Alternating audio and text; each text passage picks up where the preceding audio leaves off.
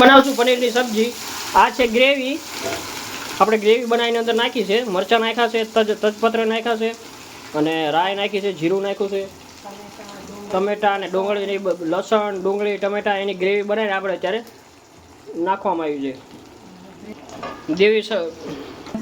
Gravy સકળાઈ જાય પછી આપણે બીજા મસાલા કરશું।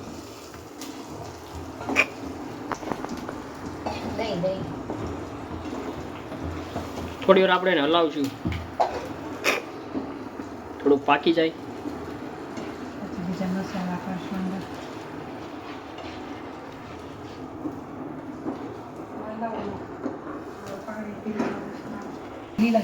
અને આપણે લીલા ધાણા નાખશું, પનીર છે, કેપ્સિકમ છે અને ડુંગળી છે, એને હવે આપણે એને નાખવામાં આવશે। દહીં અને મસાલામાં મિક્સ કરેલું હવે આપણે નાખી દઈશું। 10 મિનિટ આપણે એને પાકવા દઈશું।